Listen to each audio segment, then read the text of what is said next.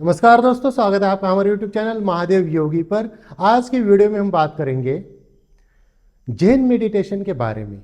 इसको जैन या जाजैन भी कहा जाता है। जानेंगे ये मेडिटेशन है क्या, इसको किसे करना चाहिए, किसे नहीं करना चाहिए, इसको करते वक्त आपका पोस्चर यानी कि आसन कौन सा हो, सांसों की स्थिति कैसे हो, दृष्टि कैसे हो, इस मेडिटेशन को करते वक्त आपकी मन की अवस्था क्या होगी, इसको कितना करना चाहिए और इस मेडिटेशन के करने के क्या लाभ है, इन सब के बारे में डिटेल्स में जानकारी लेंगे। तो चलिए शुरू करते हैं। दोस्तों, जैन मेडिटेशन ये जो टेक्निक है यह बहुत पुरानी एक जापानी टेक्निक है। बौद्ध धर्म में इसको काफ़ी फॉलो किया है। उनके जो सन्यासी रहे हैं उन्होंने इस मेडिटेशन टेक्निक का बहुत उपयोग किया है। जाजैन का हम शाब्दिक अर्थ अगर देखेंगे तो इसका मतलब होता है बैठना और ध्यान करना। बहुत ही कारगर ध्यान की पद्धति है ये। इस ध्यान को करने के लिए आप पद्मासन, सुखासन, अर्ध पद्मासन या वज्रासन का उपयोग कर सकते हैं। इसके अलावा ये लेटकर या खड़े होकर करने वाली ध्यान विधि नहीं है। आपको इसी आसनों में से किसी एक आसन का चुनाव करना पड़ेगा। अगर विकल्प ही नहीं है, इन किसी भी आसन में बैठ नहीं पाते तो चेयर के ऊपर बैठ सकते हैं, लेकिन इसकी करने की जो बेस्ट विधि है वो यही आसन है, पद्मासन, सुखासन, सिद्धासन या वज्रासन। स्पाइन आपकी बिल्कुल स्ट्रेट रहना अनिवार्य है इसमें। इस आसन में बैठने के बाद प्रथम आप अपने सांसों के ऊपर फोकस करेंगे। इसमें आपकी जो सांसों की गति है वह स्वाभाविक होनी चाहिए। ना ही जबरदस्ती लेना है सांस को, ना ही जबरदस्ती सांस को छोड़ना है। स्वाभाविक सांसों के ऊपर अपने ध्यान को फोकस कर लीजिए, केंद्रित कीजिए।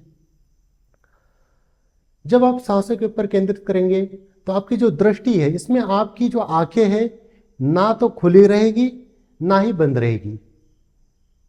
तो आप सोचेंगे फिर कैसे रहेगी? इसमें आंखें आपकी अध खुली रहेगी, बिल्कुल ऐसे हल्की सी खुली हुई रहेगी।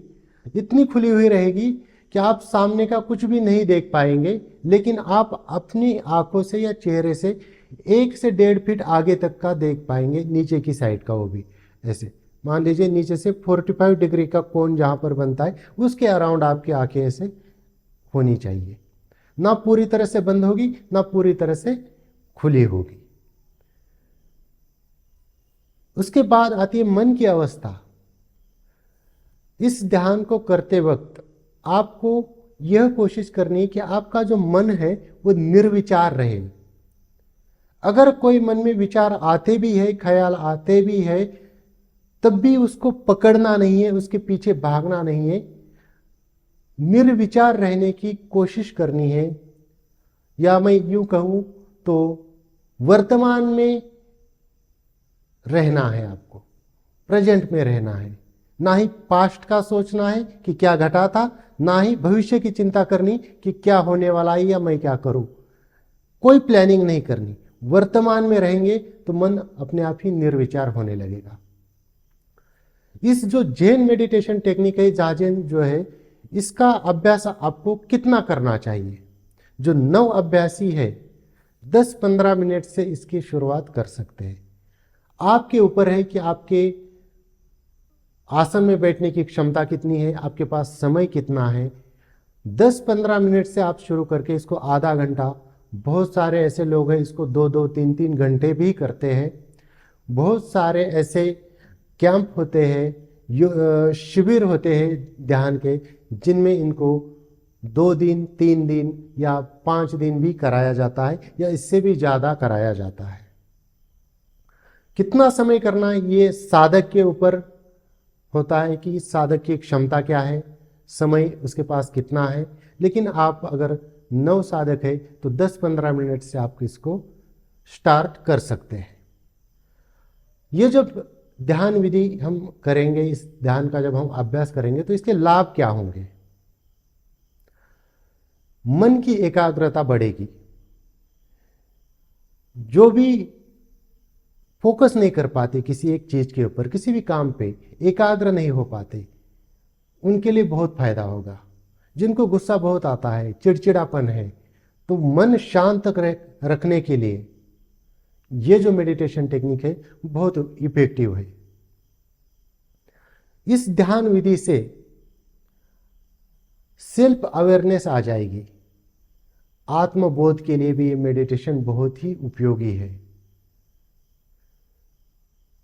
मानसिक स्थिति को सामान्य रखने के लिए, मनोविकारों से बचने के लिए और अपने मन को शांत रखने के लिए यह जो मेडिटेशन है बहुत ही लाभदायक है।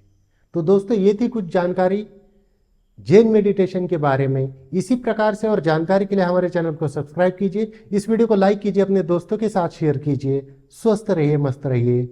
धन्यवाद।